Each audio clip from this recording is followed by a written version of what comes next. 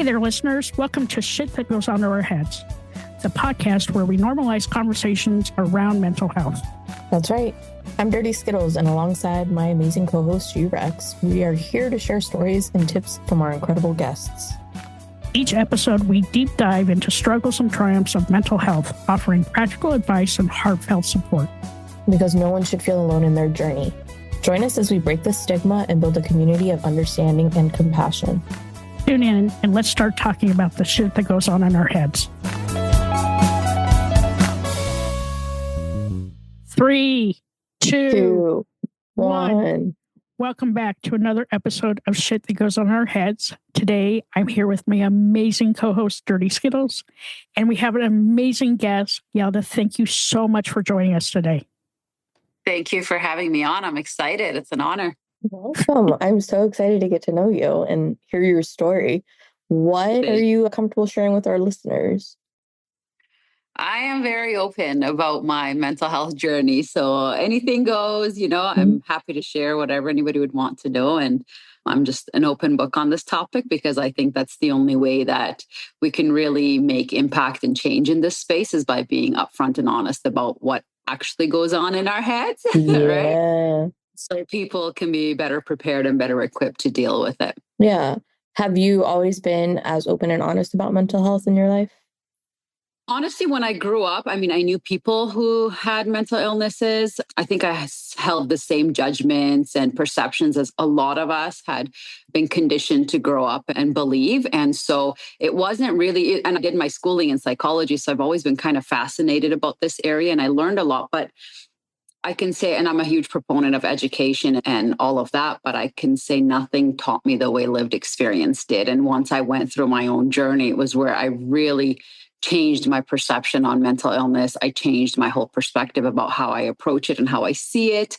A lot of the judgments and misconceptions that I previously held, I really did a strong self-internal work to make sure I got rid of a lot of that. And so that's why I do a lot of advocacy now to talk about mental health, because I just think there's a lot of misconceptions and misunderstandings, and it's been a misunderstood topic. Yeah, for sure. Where did that journey begin for you? Like reflecting on what you were going through in your life? Yeah. So for me, like with regards to mental illness, it began after I had my son in 2013. So prior to that, I never had a mental illness before. I never experienced it personally myself.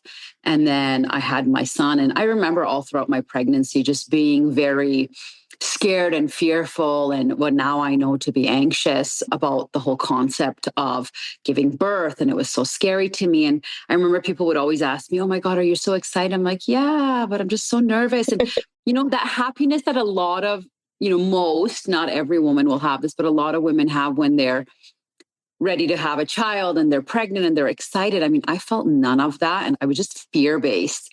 And it really was after, while I was at the hospital giving birth to my son, and he was a C-section. So I was there, doing my thing, and they gave him to me. And I just remember feeling like, I feel nothing. I feel no emotion. I feel no happiness. And my husband at the time was behind me. He's like beaming, smiling, all overjoyed. And I was like, nothing, like no emotion. And I remember just thinking, like, I had this like almost sharp zap in my head as it all happened. And I remember just thinking, something doesn't feel right here. I don't feel okay. And when they wheeled me back to the recovery room before they brought my son again, I actually asked the nurse, I said, I don't feel joy and happiness or anything right now. Is this normal? And she kind of looked at me and said, yeah, don't worry. Not everyone gets that right away. It's not like you see on TV or they're all overjoyed and all that. That's not always the case. And I kind of thought, okay, but I just remember inside feeling like something just doesn't feel right here. And really, that's where it all really started for me, where it just continued. Baby blues is very common, obviously, for a lot of women to experience after birth. But for me, it just progressively kept getting deeper and deeper. My sadness every day, I was crying. I was not sleeping. I was anxious, wasn't feeling well. And it just kind of got to the point where it just got deeper, and my disconnect with him got more and more. So I always kept saying, I know in my heart, in my head somewhere that I do love him, but I don't feel like I love him. I don't feel the love towards him. Like, how is this possible? This is my own child and I don't really feel that love. And, it took quite some time. It wasn't until my 6-week maternity checkup appointment where my sister, one of my sisters, she accompanied me, and my sisters are both social workers, but this one in particular had heard of postpartum mental illness. So she said, when the doctor asked me, are you okay? Are you sleeping? Is your mood okay? I'm like, yeah, I'm fine. I'm just not sleeping. And my sister piped up and said, no, she's lying. She is definitely not okay. Oh.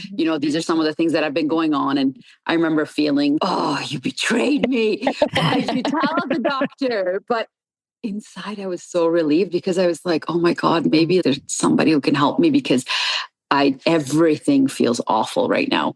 And so I told the doctor, she's right. This is how I've been feeling. I've been so sad. I've been crying, all of this. And the doctor said, I think you have postpartum depression. And so I'm going to give you some medication for this. And I remember that was a twofold, hard pill for me to swallow because one was, you're telling me I have depression, like I'm someone with a mental illness now. I have this label. And the second was, what? Now you want to give me meds? I don't want this stuff. No. And I was so apprehensive about it, but I was in just such a state of distress that kind of later that day when I got home, I was like, you know what? I got to do what I got to do because at this point I'm like ready to call it quits on life here. And so I went and I got the medication. And I always say, every talk I ever do, I always say, I'm not a mental health professional or a medical professional. I don't talk about whether people should or should not be on medication. That's a conversation between medical professionals and an individual. But in my case, I had to take it, and I was actually given one of the most common prescribed medications for postpartum, and I had a very adverse reaction to it. So that kind of triggered the opposite effect of what we needed because it just skyrocketed my anxiety to 1,000-fold. I remember the first day I took it, and then the second day I took it, I was up 48 hours doing this, rocking because I was like, I'm going to throw up. My insides feel like they're coming out. I feel so awful. Gosh. And so I went back to the doctor, switched the medication, and there began the cycle of months upon trying to figure out which meds work, which ones don't work. And then my anxiety was getting like perpetually worse, and then my depression was getting worse, and then the disconnect, and it was no longer just a disconnect towards my son, but then I started to dissociate from reality. So then I would walk up to people in my life and I would pinch their arms like this and be like, are you real? Am here? Is this really happening? So I was really having a lot of dissociation and things happening. And at this point, eventually I had gotten into a specialist psychiatrist who deals with postpartum and perinatal mental health. And during these months, while she was trying to kind of treat me as well, again, trying to find the right combination of meds because I was just, that dissociation was getting worse. And, bless her, she always said, if you feel like it's at the point where it's getting, that it's not something that you can work with or control, it's fine to go to the hospital. There's nothing wrong with going to the hospital. You can get more targeted help. And I was, again, really hesitant. And it's part of it is because I kept telling myself, like, I don't want to be labeled as having a mental illness. I don't want to take these meds. I'm strong. I'm a strong-willed person. I've always been a strong woman. Like, I want to do this. I can do this without meds. And so anytime I would slightly even try to feel better, I would try to get off the meds or dose down because I'm like, okay, now I got it. And then I would come crashing right back down and regress. And so it finally got to the point that at about 6 months, my son was 6 months, my family decided to go on a trip to Mexico, thinking a change in scenery and environment might help me out. And my entire family was there. And my son was with my mom by the poolside and just kind of sitting there. And they had scheduled a massage for me to go have a massage. And so I wasn't too far from them. And I remember lying on the massage table. And as the lady's massaging me, I suddenly had a thought that was like, you need to kill your son. And I just remember I was petrified, like my whole body was shaking. And I just immediately was like, I can't do this massage anymore. I just got up, quickly got dressed, ran to where my mom and my son and my family were. And I'm at this resort crying profusely. And I'm like, I just had a thought to kill him. What's happening to me? Like, I'm going crazy. What's going on? And so, my family calmed me down and they were like, don't worry, he's safe. You haven't done anything. It's just the anxiety and the depression talking. Like, this isn't you. Don't worry. You're going to get better. And so they kind of calmed me down. But again, the anxiousness was not going away. The fears were not going away. And throughout that whole week at Mexico, it was like, honestly, I'm traumatized every time I go to Mexico now because it always reminds me of how horrific that 1 week there was. We eventually got back to Calgary, couple of days later, it was New Year's, right after New Year's. I was at my mom's house one day. And at this point, I'm at the point where I can't be alone. I'm scared to be alone. I remember walking the mall around my house for 4 or 5 hours a day with my son in a stroller sometimes, because I needed some human beings around me. Because if I was at home alone, oh my God, the anxiety was unbearable. And so I was at my mom's house. I was changing my son on a change pad on her carpet. And as I got up to throw the diaper away, and he was just lying there, bless his soul. And I just had suddenly a thought to crush his skull with my foot. And I raised my foot and hovered it above his head. And just before I lowered it, I don't know, like I always say, I think that was like, God protecting me or something in there, because I suddenly snapped out before I smashed my foot onto his head. And I was like, oh my God, what am I doing? And I just screamed for my mom to come help. And she ran to the room, and I was like, you got to take me to the hospital. There's something wrong with me. I am not getting better. I'm getting worse. I don't even know how my body did this. I just almost killed this child. I need you to take him away from me. Take me, put me in a hospital, do whatever you got to do. Take me away from him. I'm going to kill him.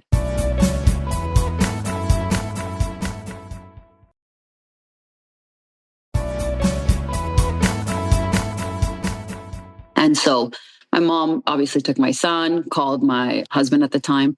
He came, we went to the emergency room of the hospital. The nurse saw me and stuff, and we talked, and I just kind of told her, and I'm crying through all this hyperventilating. And I said, I don't care if you take my son away forever. I do not want to be the one to kill him. And at this point, I'm also very suicidal, by the way, as well. Like I've had every day I would wake up thinking, God, I hope today's the day that I can like somehow die. And because of my strong faith, and also because my brother passed away before I was born, I always had that in the back of my head, like, I don't want to take my own life. I don't want to take my own life, but I constantly thought of scenarios where maybe it could happen, right? So I remember in Mexico, I went on the back of a jet ski because I thought, I don't know how to swim. This is perfect. Maybe I'll like drown. Didn't happen. They make you wear life jackets. I went zip lining thinking maybe it'll fall. It didn't. And so I had a lot of these ideations, but I was not willing to go through with it. But by the point, I went to the hospital, I was like, I am not well. Like I'm either taking my life or I'm taking his life. And I need you guys to do something about this and take me away. And so the nurse just hugged me and she said, we're not going to take your son away from you, but you are very sick. And, commend you on coming in here, because there are so many women who go through this kind of experience and they're too scared to come and get help for the exact reason of they're going to take my child away. And then sometimes something horrible happens to them or their child. And so I want to thank you for coming in. And her telling me that just really reassured me that, okay, maybe I'm going to be okay. And then obviously to check me in, because I voluntarily came in, I had to sign a waiver that says I'm no longer voluntarily allowed to leave until a doctor deems me mentally sound enough to be able to do so. And so I spent 3 weeks in a psych ward. They really monitored my meds. They increased the doses of certain meds. And after about 3 weeks, I was able to finally leave. And I was at the point where I was kind of locked down. I wasn't even allowed to get off the unit to go get a coffee. Like I was there and had to be there. And I think it was the best decision I ever made in my life, for myself and for my son. My son and I would not be here today if I didn't go to that hospital. And so that's why I'm a huge proponent of talking about mental illness and talking about even that fear of going to a hospital, because I understand a lot of people, since that I've had conversations say, well, if I go to a hospital, it'll impact my career, it'll impact my life, this and that. And I'm like, at the end of the day, saving your own life is more important, and it doesn't impact your career and your life, because I spent 3 weeks in a psych ward. I publicly talk about it all the time. I wrote a book about all of this. I do speaking about all of this, and I'm still flourishing in my career. So it's not going to impede your career. If anything, you're going to be helping others who really should, possibly be in a hospital scenario, or even if not hospitalized, should just have the courage to go ask for help. And so that's really where my journey was. It took 2.5 years in total for me to regain my sense of self, for me to be off medication and be okay again. And I'm very grateful for the experience. So in every mental health session I do, at the end of my sessions, my last speaking point is always, I talk about the benefits of mental illness. And audiences always kind of look at me like, are you really like benefits? And there are, because there's a lot that I learned about myself, my strength, about life, about changing perspectives on mental illness, about changing misconceptions about mental illness, about educating others, even my own child. When I wrote my book in 2021, my son was 8. He could read. He could actually read pretty well. So I was worried if he'd ever pick up a copy and read it or something, Yeah. And so I explained the journey to him. And I said, Mommy was really sick when I had you. And it's not my body that was sick. It was my mind that became sick. And I said, Mom loves you more than anyone in the world, right? And he said, absolutely, Mom. Of course, I know you love me more than anyone. I said, I would never hurt you or harm you. And he's, of course. I said, but when I was sick, I almost came really close to hurting you. And so I had to go to the hospital and they had to give me some medication and I had to be monitored for a while. And after that, I was able, to be better. And I said, when someone's brain becomes sick, it's kind of like a cold or flu. I said, when you get a cold or flu, do you want to catch a cold or flu? And he said, no. I said, sometimes you do. So you don't worry about why you caught it. You worry about how you get yourself better. And so that's what Mom had to do. I had to go to the hospital and get better and do all that stuff. And I said, but do you know what's the number one thing that gave me the strength and courage and motivation to get better? And he said, what? And I said, it's your hugs, your smiles, your cuddles, your love. That is the reason that I had the strength and the courage to keep fighting until I got better so that I could love you the way I'm supposed to love you and the way I love you now. And so you, my love, are the reason that I'm alive today. You saved my life. And so my son now views mental illness as not a choice.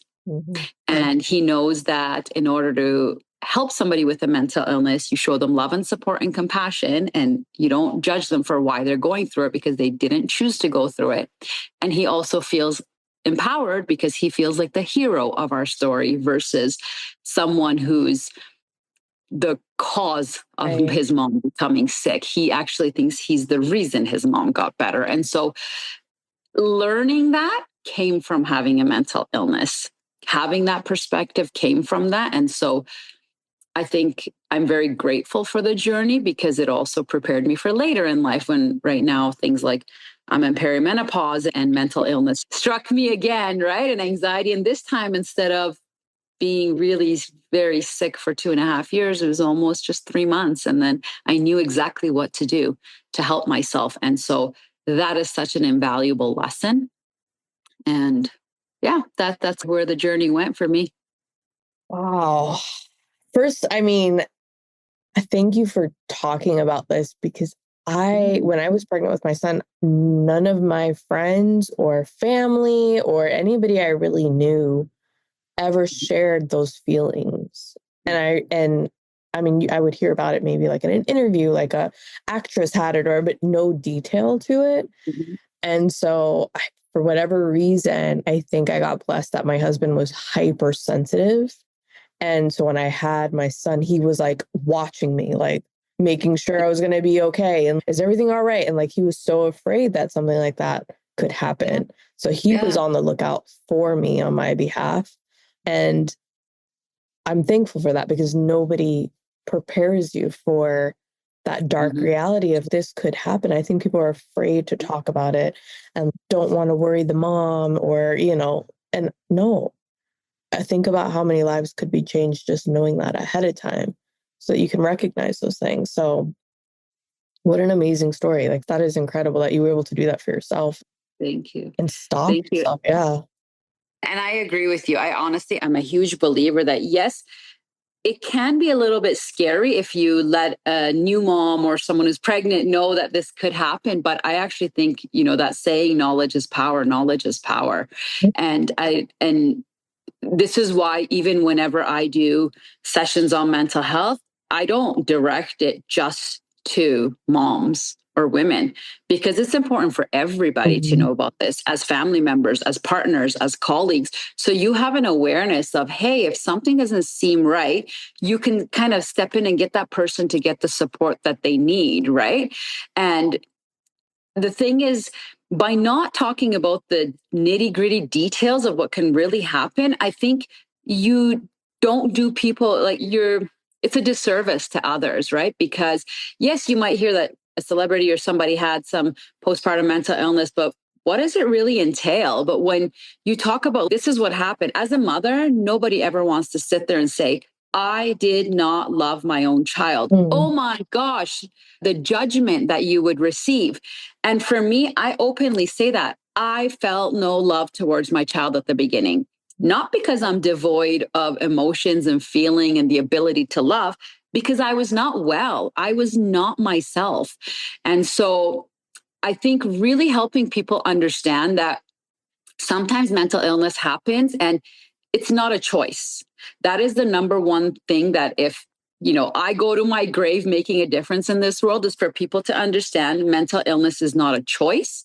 And so why do we treat it if someone's going through a mental illness that they did something to will it, they did something to bring it on, they, didn't do something in a certain way. And that's why they have this. I had so much negativity and judgment around me. I had people very close to me who were supposed to be a source of support saying things like, oh, it's because she's into fashion and wants to dress up and now she can't that she got this. Or, oh, she's not breastfeeding her child because she doesn't want her, her breast to change. Let me tell you, strapped onto dual pumps for 45 minutes every hour on the hour, that definitely changes your breast shape and consistency. And that is not the issue. I didn't produce enough milk. And it took 7 different lactation consultants and someone literally scientifically measuring milk production for me to be like, lady, you don't produce milk. Yeah. Thank you. I've been trying to tell everybody this for, a month and a half and no one believes me and thinks this, I'm doing this to be selfish or whatever. And it's everybody's individual choice. That's where I think people need to understand. As a new mom, you're already going through so much in your mind trying to adjust. You don't need people's judgments. And then I think the biggest takeaway is not only to help other people's judgments change, but to change our own judgments. So I know that the day I started to get better was the day I stopped stigmatizing myself, was the day I said that label of a mental illness has no hold and power on me unless I assign meaning to it. The words are, you have anxiety, you have depression. Great. Those are just words unless I assign a negative connotation to those words. And so when we stop assigning that negative connotation to those words, the meanings don't have such a deep hold on us anymore, right? And the day I said, I do whatever I need to do to get better. If I have to take meds for the rest of my life, to hell with it. I have to take meds for the rest of my life. Great. But if it lets me flourish and be happy and be the vibrant, bubbly person that I am, such an extrovert, get me out in society. I was at the point where I love dressing up. I even talked about in my book, I use fashion as a way to get out of some of my anxiety and depression because it let me, positively reinforce my mind that, hey, if I can control this area of my life, I can start to control my thoughts too. It was such a positive, empowering thing for me. And when I was sick, I was at the point where my gray hair had all come out. I didn't do my hair and makeup. I was in dirty clothes with holes in it. I didn't shower half the time. I didn't brush my teeth. And I openly tell people this because I need people to understand sometimes when you are going through such a severe mental illness, whatever it might be, anxiety, depression, bipolar disorder, schizophrenia, whatever it is, psychosis, all of it, sometimes you can't even function as a human being, let alone as your role as a mom, as a wife, as a sister, as a, individual in the workplace. And I think people need to understand that, sometimes just conjuring up the energy to be able to brush my teeth, I didn't have that. And so what do you expect of me to be this perfect and does everything by routine and a certain structure? No, I'm literally trying to keep him alive and keep me alive. And that is the goal today, right? The house is a mess. I'm not cooking. I'm not cleaning. I don't give a shit. That's how it's going to be because I got to survive. Yeah. And the support people need to stop putting those nonsense pressures. And instead of pressuring people, help them understand how they can get better. Help them understand that they didn't choose to become sick. So now help empower them instead of focusing on why you became sick, focus on how you can get better. And reframing your mind in that way, I think goes a long way in not only helping ourselves, but then helping if we're in a support role. Yeah, totally. everything you're saying is yes. Like, I love that we're having this conversation. This is everything. This is everything. I like how you're also positioning that for your son so that he can understand. It's something that, we do here at our home, but I love how you explained it like a cold, because it is something that I want him to take away that same knowledge from. We talk about feelings doctor. He knows his grandpa's a feelings doctor. He knows mommy goes and talks to a feelings doctor about her feelings. And that's kind of how we positioned it. But mental illness, we haven't quite tackled that topic yet. And I love how you did that. So I'm going to take that back and use it for sure. Good. I'm glad. And it's mental illness is such a complex topic for a small child. It's hard to explain. Right. But I think I wanted my son at a young age to not have the judgments and misconceptions that we've all been conditioned to learn and believe. And so that was the easiest thing that kind of came to my head, was like, buddy, you've got a cold or flu. You get it half the time. Do you really want to? No. What happens when you do what you need to do to get better? Right. And same kind of thing. And I think it's a really easy way for children to be able to understand the topic until they're older enough to understand more. Yeah, it's like such an important life lesson that I didn't have that as a child. So I mean, I love that. I love that you did that. That's great.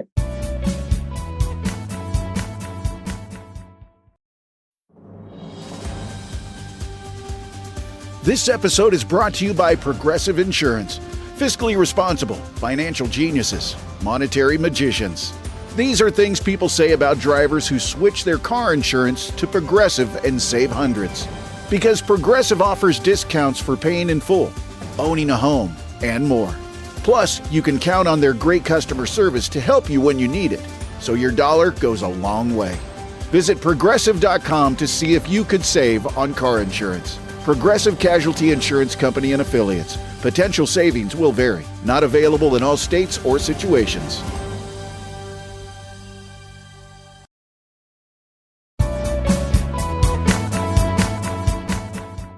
And just as an adult, I don't have any children, but I've already been through those motions, right? Because like at my age, I wasn't taught any of this, right? Like the only thing I was taught is we don't talk about it.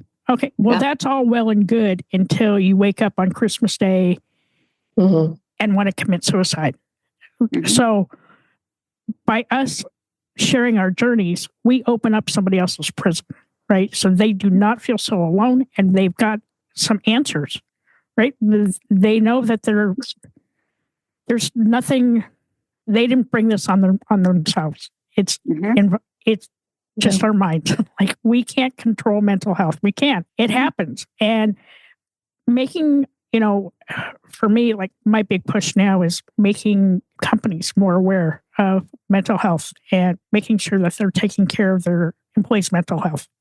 The big topic right now, because there's so many exterior things going on outside of your office walls, right? It eventually makes its way inside. And I can only imagine being a mom and having not just the internal demons going on, but all the other external factors that are going on, and you're like trying to manage this. I'm thankful that, you had that support system, that you had your sister, that you had your mom, and that you had it in you to go and figure out what was going on. Yeah. Yeah. And I think that's the important part, is for people to realize that you have so much more strength than you often give yourself credit for.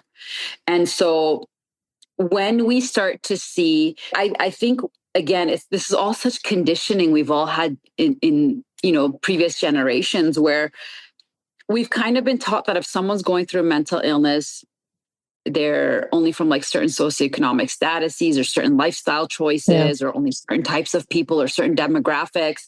No. And it's funny because so often, every time I've done a speaking session and at the end of it, the audience just kind of looks, oh my God, people have told me, like, I would have never guessed looking at you, that was your story.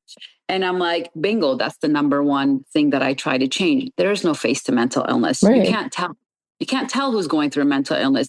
I may look like I'm very, successful or whatever and put together, but you have no idea, because that's what I had struggled with. And I still take medication, for things like anxiety and ADHD and things like that. So you won't be able to tell. So you have to remove that negativity and that stigma. And the second thing is, why are people conditioned to believe that asking for help is a sign of weakness? Right. Let me tell you something. When you have the strong self-awareness to recognize something isn't right, that is strong self-awareness. That is emotional intelligence. When you have the ability to articulate that, not only to yourself, but to someone who you can seek support and help with, like a medical professional, that is strength to put yourself in that situation and say, I'm not well and I need help. That is a sign of resiliency. That is a sign of courage. There is no way in hell anyone can tell me those are all weak qualities. Those are all qualities of a strong person.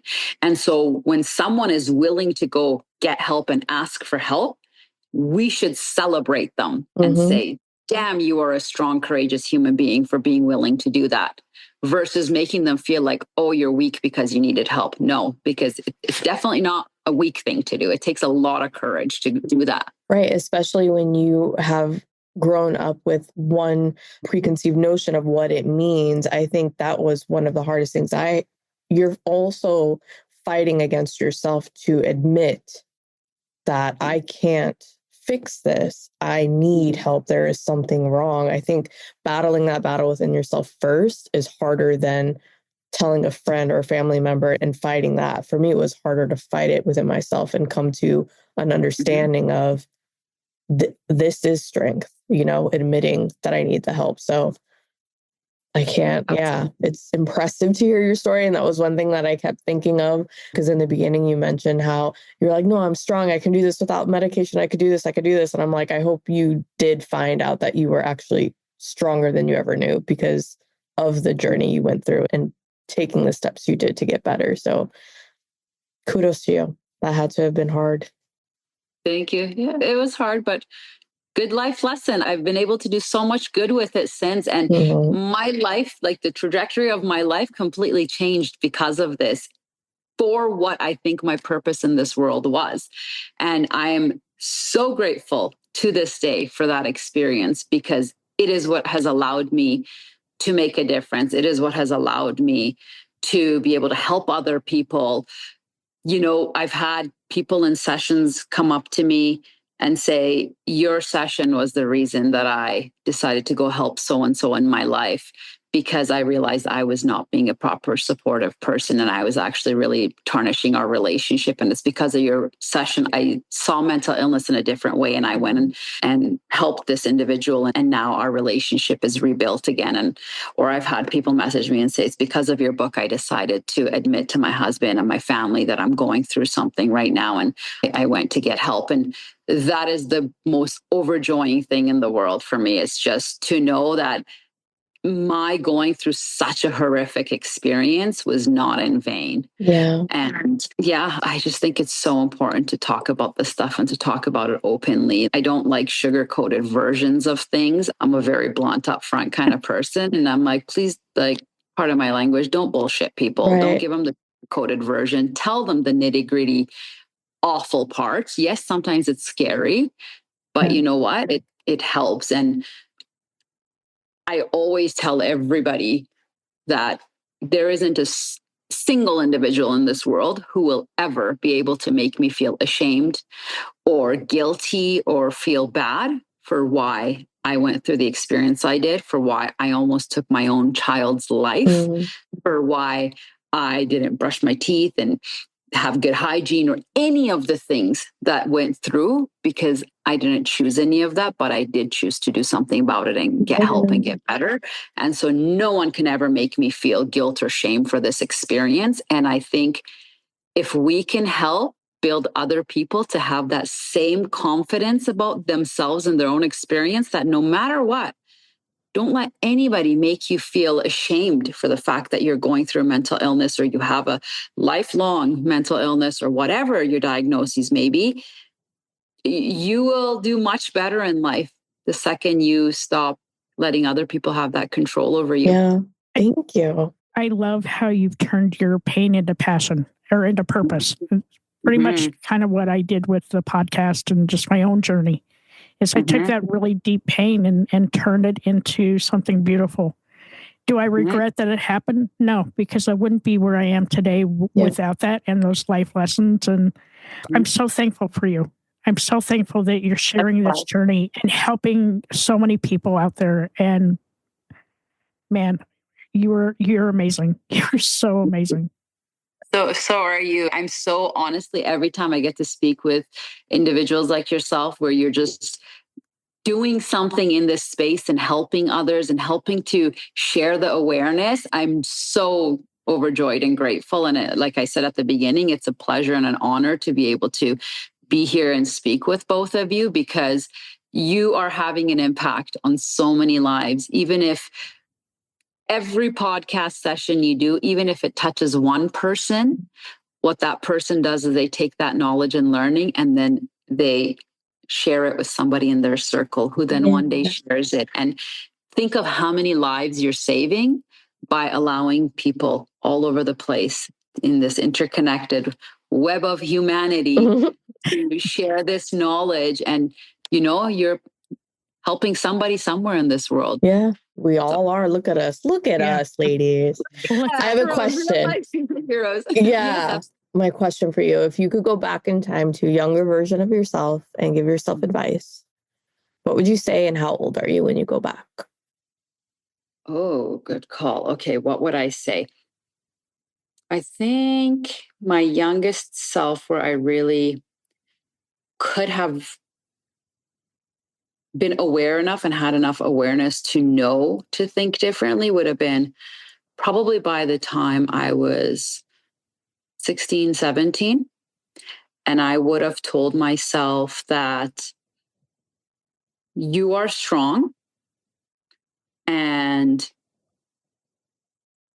judgment from other people in whatever aspect of life it is cannot destroy you unless you give them that permission to do so. So people will judge you. People won't like you. Everybody will have an opinion. None of that becomes true unless you give them the right to make it true. So don't worry about what anybody else thinks. Worry about what you know is morally a good, conduct and behavior and all of that. But at the end of the day, do things in life that will allow you to have happiness and will allow you to not have to sacrifice who you are as a human being to appease anybody else. Love that. I love that. What would you say has been the hardest lesson that you've had to learn so far in life? Oh, the hardest lesson I've learned in life is that sometimes the people closest to you are the least supportive and most hurtful. And I am a huge empath. I am a very relationship-based, loyal to the core kind of person. And sometimes it's been hurtful. Like even in my postpartum journey, some of the people that were the closest to me were the ones that caused the most pain in my journey for me.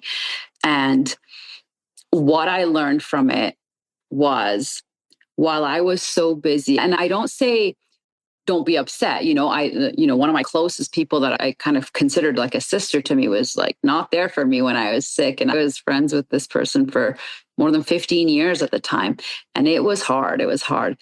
But then after I got better and I reflected, I said, while I was so focused on the hurt from that relationship ending and almost like that grief, I was not opening my eyes up to the unexpected people that showed up in my life, who did help, who did support, who then became that source of love and relationship and bond for me. So my biggest advice to people would be, yes, it's fair to grieve the loss of somebody whom you really care about in life who's not showing up for you or who's disappointing you. Take a little bit of time to grieve that loss of relationship. That's fine. But don't sit and stew in it. Instead, open your eyes to the unexpected people that are showing up that you may have not expected and the beautiful relationships that you can build with them. And whether it's family, friendship, a partner, whatever it might be, open your eyes up to the people that are there that you may not be seeing because you're so focused on that one, two, whatever negative thing. And that was a really good lesson, I think. Thank you for sharing that. I love that. So now I have a couple of questions for you. Absolutely. If your anxiety had a theme song, what would it be and why? I'm just going to say I'm bringing sexy back because I don't know why that song's coming into my head. She likes to keep coming back, right? Throughout different times of life. And whatever. Come back. Be there. Be sexy. Be wild. Be there. Whatever. I know how to deal with you now. I know how to feel like my sexy self with you there, and you're not stopping me. So I'm back. She's back all the time, and it's fine. I love that one so much. So now what do you do today for like self-love and self-care? Because yes, they are the big buzzwords right now, but if you're not doing it, you're not taking care of yourself. For sure. Multiple things. So number one, I sit in a place of gratitude a lot. So I've tried to get to a place where I don't want to let things that go sideways get to me as much as they used to, because it's just, it's actually funny. My best friend and I don't know if I can show it on the screen properly here. I can't. I'm like, my hands at an awkward angle. I'm sorry. I can't work this camera thing properly. There we go. Yep. You can't see it. Anyway, I got a tattoo just this year with my best friend because life always throws so much stuff our way all the time. And it kind of became a funny joke of, well, add it to the list of, shit that goes wrong. So this too shall pass. This too shall pass. And so for her 40th birthday, I said, I think it would be really cool if we got these matching tattoos that say this too shall pass, because it seems to be the theme of our life. And she said, I love the idea. And I added it when we did the design for it. I added some heartbeats at the end of it. So it's heartbeats. And it's on my hand for a reason, so I can always see it every day. And it's a reminder that no matter what adversity and hardship and difficulty we go through in life, so long as our heart keeps on beating, we continue to live, we continue to be alive, we continue to move forward, life goes on, and we will be okay. And I think that's what I try to live by now, is that things will be okay, life will be fine. Yes, difficulty will come. You kind of handle it as you have to. I've dealt with so much, hardship in life, up and down. Anxiety comes back, anxiety goes, but I'm kind of at the point where I just feel like, I don't know, it's just, I don't let it have a hold on me the way it used to anymore. And I no longer let myself sit and stew on things the way I did and ruminate on things, and just living in a place of gratitude of, what, if I'm anxious right now, it's because my body's telling me you need to slow down. You need to take a day to rest. You need to relax. I mean, I do things like yoga. I started going back into exercising, yoga, stuff like that, which has really been good for my mental health, eating healthy, kind of cutting down some of my caffeine and things like that. So the general things that we know in terms of healthy lifestyle, that's really helpful. But also making time for myself for things that I enjoy, making time to socialize. I think social connections are so important in helping our mental health. And I always tell people, don't seclude yourself. If you're going through mental illness, I know you don't feel like going out, you don't feel like socializing, but that's one of the worst things you can do for yourself is seclusion. Right. And so continue to foster that time to see friends or family or do something that you enjoy. And yeah, those are the things. I think the biggest thing would be just live in gratitude and enjoy every day, because we don't know how long we each have on this earth, and just try to make the best of every day that you can. Yeah, I love that. Thank you. I love this so much. So where can our listeners find you? Yeah, so I'm online. My website, it's yaldakazemi.com. So I have some of my information there. My book is called Unapologetic Truths, The Realities of Postpartum We Don't Talk About. It's on Amazon. I think in the US, Barnes & Noble might have it as well. Apple Books, Kindle, all of that. And yeah, on Instagram, it's funny. Instagram is kind of my like fashion outlet. So that's where I do Instagram posts about fashion and stuff. So it's a lot of my work with mental health is off my website and LinkedIn and things like that. And yeah, I'm always happy to connect with people and have conversations about this topic that I love so much. Yeah, thank you. I appreciate you sharing. This has been great. Yeah, thank you so much. Hi, all. Thank you so much for listening to this episode. I'm G-Rex. And I'm Dirty Skittles. Don't forget to subscribe, rate, and review this podcast. We'd love to listen to your feedback. We can't do this without you guys. It's okay to be not okay. Just make sure you're talking to someone.